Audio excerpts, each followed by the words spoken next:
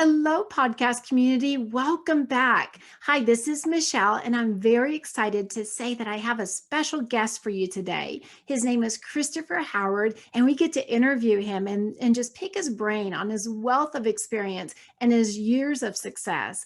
I want to take a moment before the interview begins to just read over his bio so you can just see where he's coming from and what he brings to the table. So, Christopher Howard, has been delivering massive value to media audiences worldwide for the past 2 decades.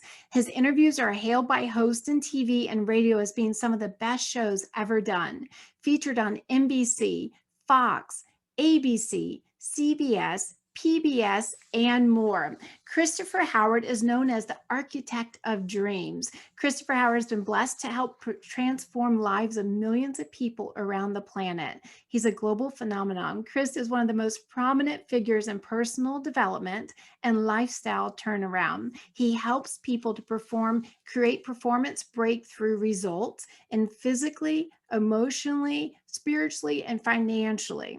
He's a 3-time best-selling author who has done over 100 million in sales globally of his seminars and coaching worldwide. He has a black belt in mindset with 3 additional black belts that span his 40 years of martial arts, holding black belts in Brazilian Jiu-Jitsu, Twin Dragon Kung Fu, Chinese Goju, and he's known in the personal development industry as the trainer, and the coach of coaches. We are so excited to have Christopher Howard with us today. All right, so let's get started with the interview. Welcome to Paladin Global Market's online business podcast. I'm excited today to introduce to you Chris Howard. I think you're going to enjoy him as a guest. He has a wealth of information to provide, and I'm just excited to have you on the show. Thanks for joining us, Chris. Thank you. My pleasure. Absolutely. Well, I would love to just share with the audience some things that you have learned. What got you into the business, I should say, that you've enjoyed? Well, into business overall or into specifically online? Online. I think that would be a great start. Yeah. Because I think for me, one thing, it's fascinating because there's so many overlaps between offline and online, at least in my industry. In 2002, I launched my first, my own business. And prior to that, I've been in the field of personal development for 25 years. So I've worked at different times I worked for Dale Carnegie Training. I worked for the largest NLP training company in the world. And then we eventually grew bigger than that, 10 times bigger than the company that I worked for previously. Wow. But in 2002, I launched my business.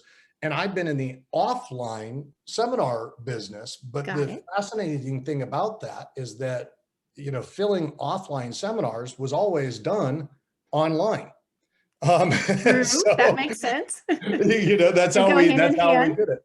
Yeah. We'd get joint ventures, we'd get affiliate relationships, and people would mail out for us, and we'd put 2,000 people in an offline room, but it always happened online. And so over the years when things shifted, I mean, eventually we did $100 million in sales in that business. We sold, of our seminars, my coaching around the planet.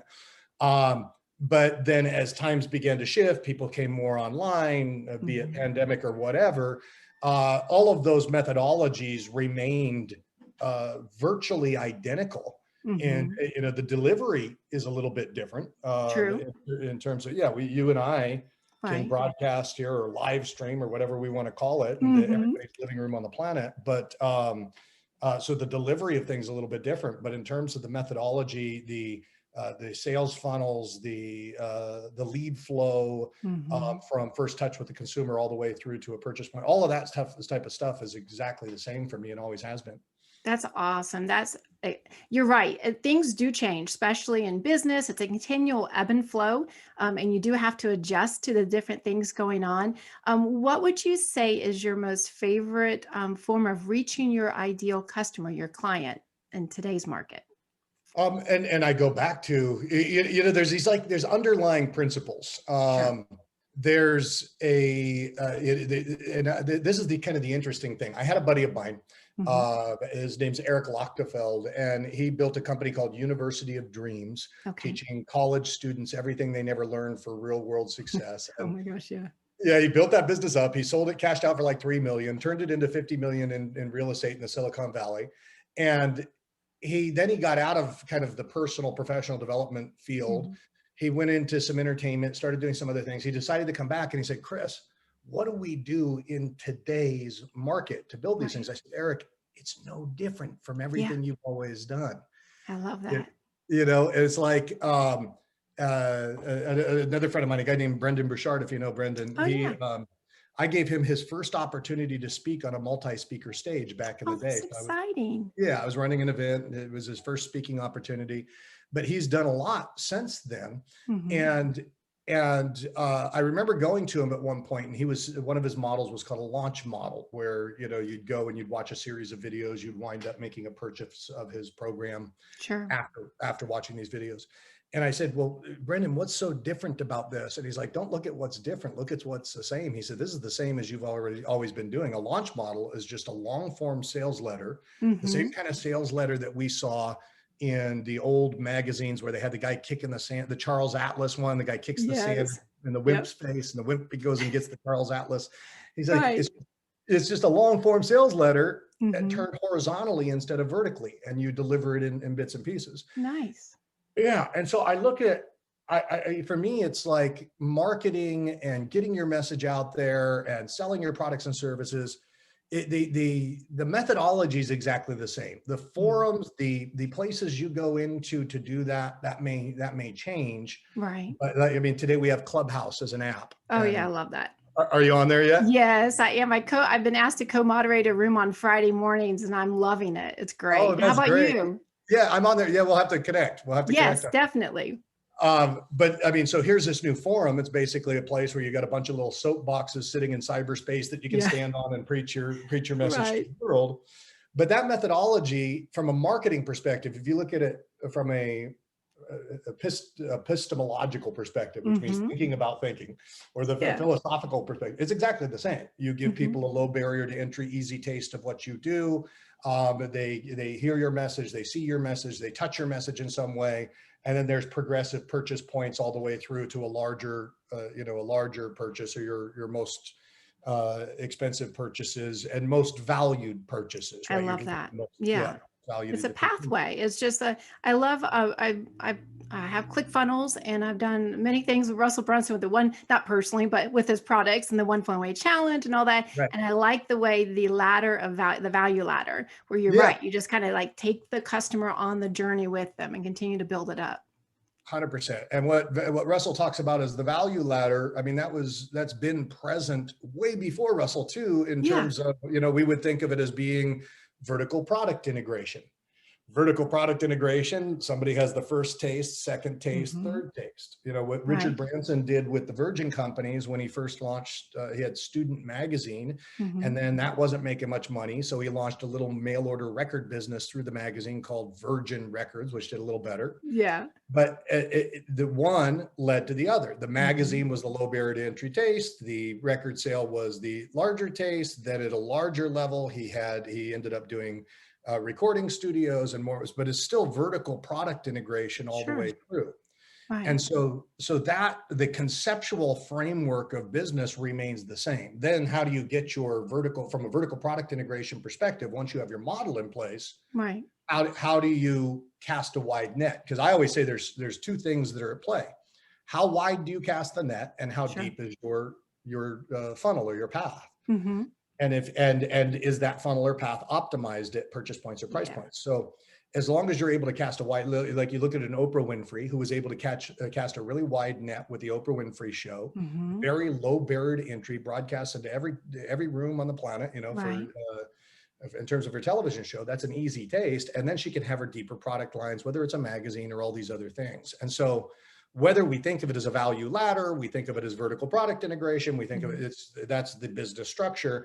And then you just got to find pools of hungry fish that Yeah. want the bait that you've got, right? That's the key. That's definitely the key. Have you found that is just fascinating? Have you found where your fish, so to say? What would you, or actually, I could even reverse it. What would Yeah. you recommend to our audience who are looking for their fish, so to say, their client, their ideal customer to cast that net to? Ooh, okay. I'm going to That's a give deep one. Sorry. Yeah, no, that's all right. But I'm going to give something that is super valuable here. Yeah. Okay. I'm listening. So people talk about the avatar, right? Your Right. avatar is your ideal client, and typically we break the avatar down into who is that person. We give them a Mhm. name. That avatar is Susie. She's 36 years old. She likes to read Psychology Today. She is part of the 1% of the world that's addicted to personal development, whatever it is, the Sure. psychographics, the demographics, and all of that built into a human being, and we personify that human being as being our avatar, Excellent. right? So we know that the avatar is the center of the dartboard. If we were to throw darts at a dartboard, avatar sits in the center. It's Mhm. okay if we can still make points if we hit other parts of the data of the dartboard, right? Mhm. That means that while we want 50 Susies or 100 Susies going through our funnel or 1,000 Susies, we're okay if it's Jim over here, unless you're Mhm. geared specifically toward women, and you've niched it down so much. But Mhm. typically for a product or service, it's totally okay if Jim comes and participates, and if you know uh, Dominique comes and participates, Mhm. but the center is Susie. So we've got this area that we're hitting for. We want to speak directly to Susie, but we also don't want to niche the message so much in many cases that we don't miss Jim or we don't miss Dominique and so on. Sure. So most people will talk about avatars. I coined a term that I think becomes even more relevant when it comes to building your business, and that's a megatar. Okay. So we've got an avatar and we got a Yeah. megatar. I love that. And so Coca-Cola said that their business multiplied. It didn't just double, it multiplied overnight when they made one distinction. And the distinction was who their real customer was. Ah, They decided that their real customer was not the person who drinks Coca-Cola. okay. Their real customer were the distributors. And Ah, that's when just a small shift. And little that teeny made all the shift, difference, huh? that makes all the difference in the world, because then your sales multi. So when they started treating their distributors as being their main customers, the whole world changed. Ah, I would submit to you that the whole world in marketing is focused on who's your avatar rather than who's your megatar, who's your distributors. mhm. Because if your megatars become your customers, then you're going to have plenty of those soapboxes in cyberspace and otherwise, where you have the opportunity to cast the nets and reel the hungry fish in. That's fantastic. So would that be something essentially like, so for, I mean, I create courses and I do teaching. I have physical products as well. I've been in e-commerce for many years. Yeah. But for as far as my teaching and education, would you say maybe my megatar would be possibly more of an affiliate type or voices out there spreading the net for me? Whether we think of them as affiliates or we think of them as JVs or joint ventures, Sure. they would probably be like at one level, yes, we would think of it as being affiliates, but Right. in many cases, we're going to have different kinds of levels of affiliates, effectiveness of affiliates, Hmm.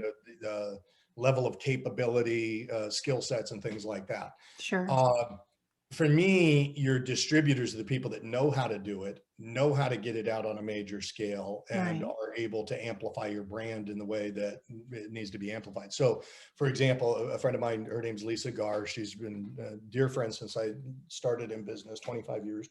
Her aunt is actress Terry Garr, if you Okay. remember Terry Garr. Lisa's Awesome. got, yeah, Lisa's got a spiritual radio show, and so Lisa, when we were looking at, who are who are her megatars, Hmm.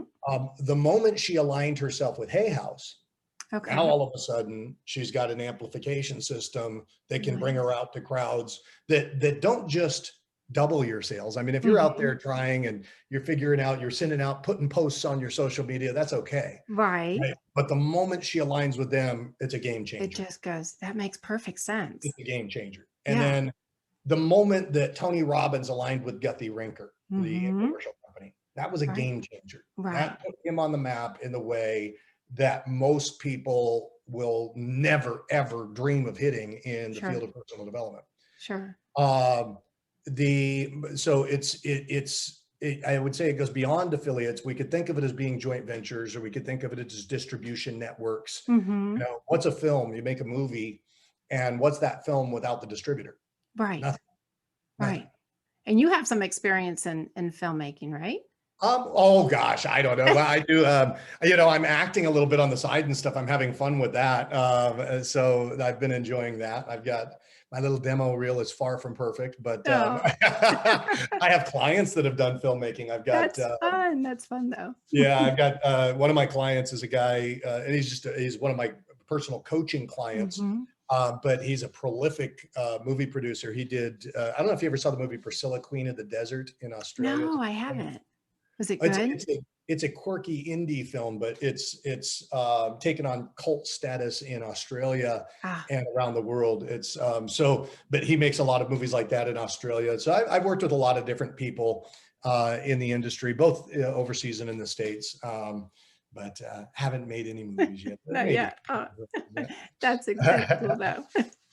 So I I I love what you're saying, and that's one of the best things I love about doing these different having amazing guests on a podcast is I'm taking notes. I'm looking forward to going back and reviewing what you said because this is a wealth of information. I know our audience is going to enjoy it. What are some things that you have learned what not to do in your journey?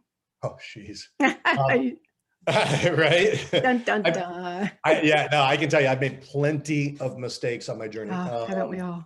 Yeah, in fact, I've got a coaching group that I'm working with right now, and this month is called our Great F Up Moment. Love And it. so we're all focusing on big mistake that we made, some big Okay. mistake, and telling those stories. Probably the biggest mistake that I made along the path was not being aware of contractual arrangements with Mm. people that I was partnering with, Ah. not paying enough attention, not keeping my own copies of contracts, not keeping Mhm. them in multiple places, not keeping them with attorneys Yeah. that were in the mix.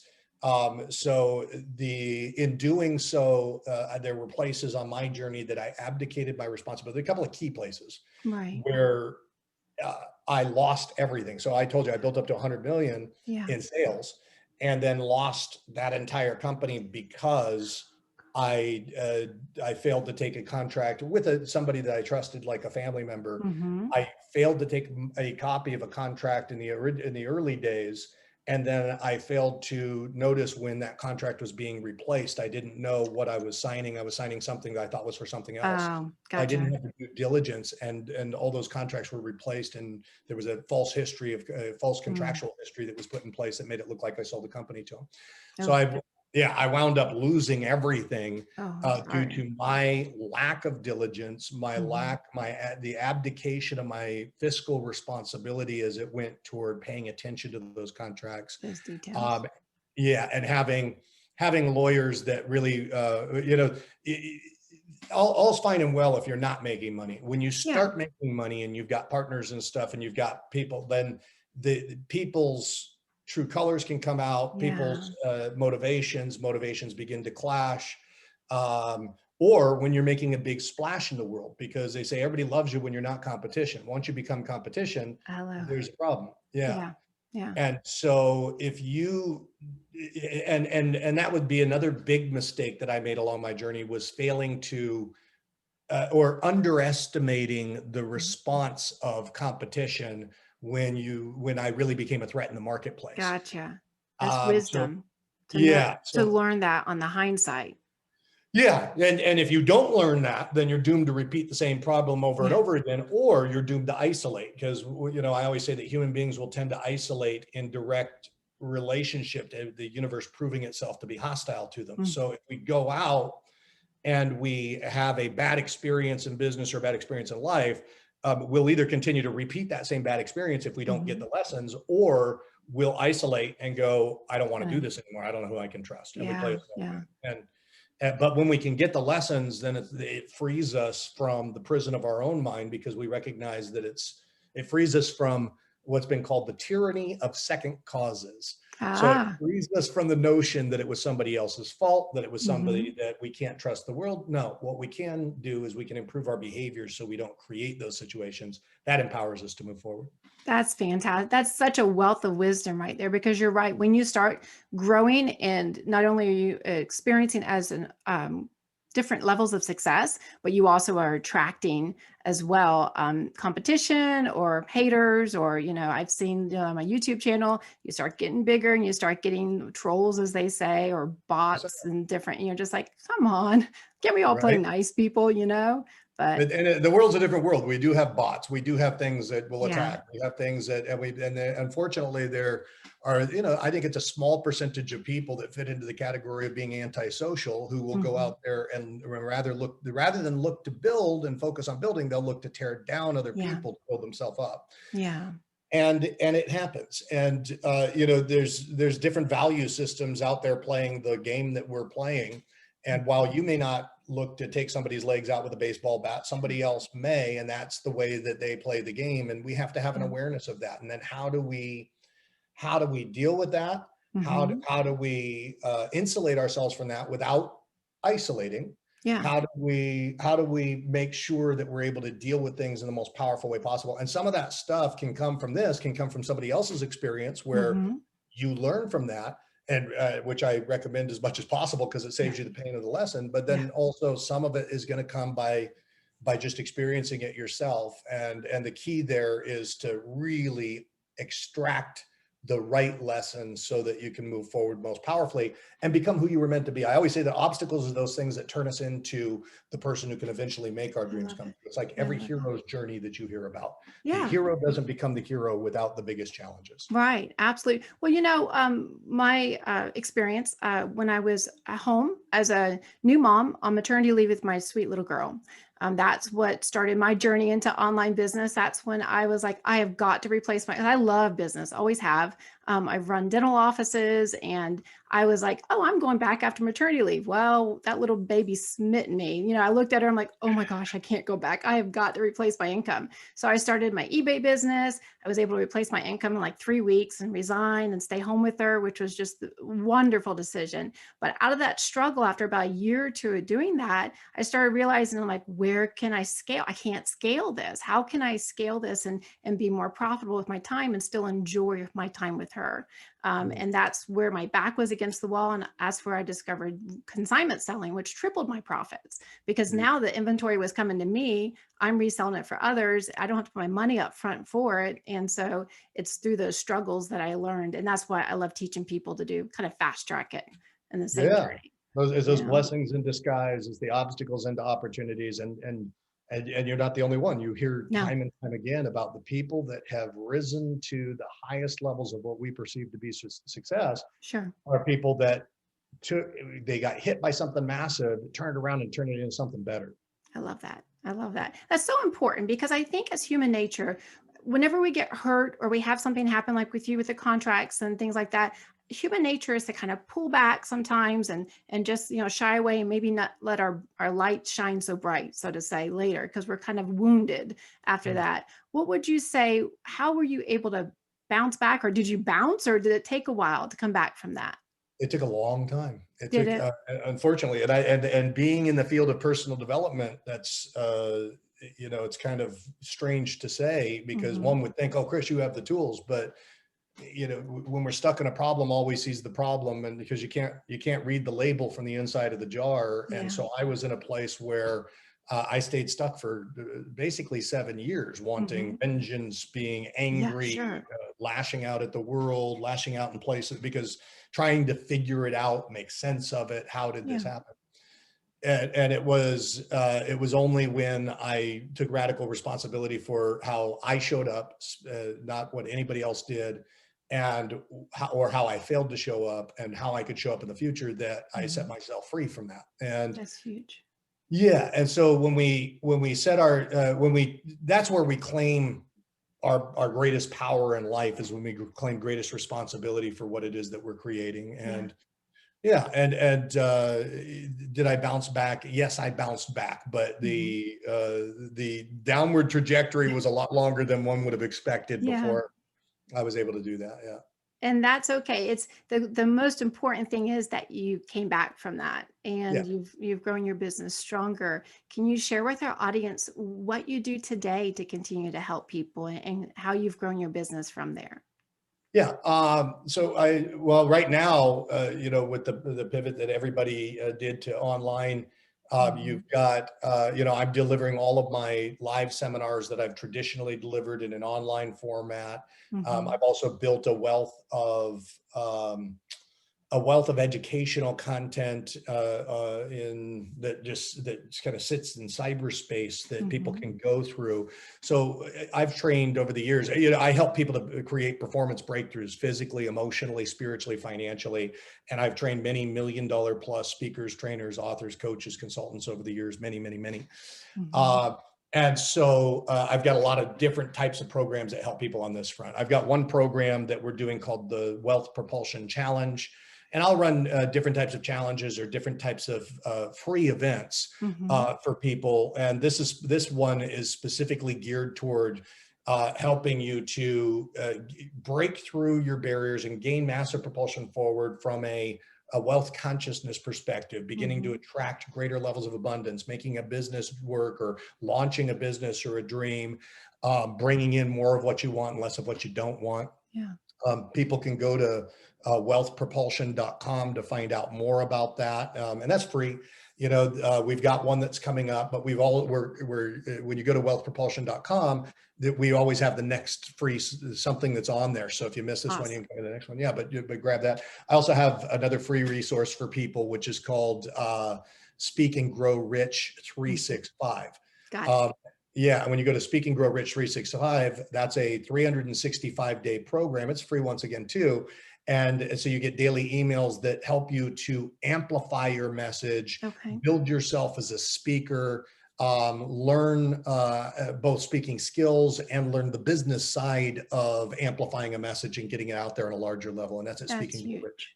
That's Yeah. awesome. And for our audience, I'm going to have links to those in our show notes as well, so that you can definitely enjoy and check that out. I'm going to sign up myself as well. That's Yay. fantastic. Yes. So where do you see yourself in the next 5 years with your business? Oh, next 5 years of the business. There's the element of having an empire that helps people to bring out the best in themselves, to accelerate their dreams. And so that's Mhm. something that I get to continue to ameliorate, make Mhm. better from a user experience perspective, provide even greater value, and really build to world-class levels. So I'm always looking to do that. And then there's the element of Chris Howard's personal, I think that when we can infuse what gives us the most joy in life into our Mhm. daily routine, that's what makes life magical and rich. And so I've been enjoying, I'm taking improv classes right now, and I love it. yeah, and I'm doing a lot of fun stuff like that. I have an improv show that's coming up, but I've been teaching some stuff, and I'm going to put together a one-person show that Mhm. has some of my life experience in it. So there's these passion pursuits that I see infusing my life with, and that really helps to make the journey a magical journey. Absolutely. I've talked before in my podcast that once you climb that ladder and you're enjoying the level of success, I know you and I have both enjoyed, you get to a point where you're like, well, money is just a tool. Yep, you have it in your account. Yes, you can go do the fun things and buy the nice cars and the diamonds, and you can do all that fun stuff. But then afterwards, you need to be able to, there's other things that fulfill your life, your family, your friends, your hobbies, doing those type of things. Yeah, for me, it's important to weave it in throughout the journey. And I know I used to preach this in the early days of personal Mhm. development, but it's become even more relevant for me now, especially if one thing that's really important for a business owner to understand is that your business is not you. Yeah, I like that. It's an expression of your consciousness, like everything else. It will be a Yeah. reflection of your consciousness, but it's not you, because things may happen. Bank accounts rise and fall, businesses come and go. You Yeah. have a downturn in the market, you have a pandemic that hits, and all of a sudden, if you had your identity wrapped up inside your It's business, huge. Yeah. yeah, then then if something happens to the business, it happens to you, and that crushes people emotionally and psychologically. So Yeah. we really need to have an understanding that our business is not us, which means that if you've got those other passions, if you've got those other pursuits, if you love guitar, if you love riding horses, if you love Right. dance, then who you are becomes much more emotionally textured and rich, and goes Yeah. beyond just what may happen in a business. Right. And that is what allows you to weather the harder times in life, but also it's what infuses joy and passion and love into the journey. So I think all that's important. Absolutely. So well said. I'm just so grateful for your time. You're a wealth of knowledge and experience, Chris. And I know that our audience is absolutely going to love listening to this recording. And is there any last thing you'd like to leave us with today? Um, for me, the most important thing that you could do is get pointed your true north as you're building, as you're, a lot of people do something Yeah. that they think they need to do or should do in order to get to what they one day want to do. Yeah. And for me, that's rarely a good strategy for success, because if you're not passionate about what you do, you'll never stick with it long enough to be truly financially successful. And you won't pour the love into becoming the best in the world. And when you're the best in the world, there's always a market for you. So make sure you're on the right path. And that's probably the most important thing. That's so powerful. Words of wisdom. Wonderful. Thank you so Okay, much for your awesome. time. You have a Yeah. great week. All right. Take Bye care. bye. You too. Bye. Wasn't he a fantastic guest? I hope you guys really enjoyed it. I love to bring amazing guests to our podcast so that you can learn and apply it to your business today. There are so many things to be able to learn from different people's experiences in the arena of business that you're looking to be in. So if you're enjoying these podcasts, will you please take a moment to leave a great rating on the platform that you're listening to us on? It really helps. It helps to get the word out there. As a special gift for our audience that's listening today and for Christopher Howard's audience who's joining us, I have a 20% off coupon code off my online course, Starting Your Own Successful eBay Business. I am an eBay power seller and I've been reselling online for almost 17 years now. And I love to help teach people how to fast track their journey to success. If this is something that you're interested in, the 20% off coupon code is the word wealth in all caps. And this is in honor of Chris's new 5-day challenge, the Wealth Propulsion Challenge. I'm going to have a link to his challenge in our description below and a link to my online course if it's something that fits you. This is Michelle with Paladin Global Market's online business podcast. Thank you so much for listening and watching. I hope you guys have a wonderful day. Take care. Bye-bye.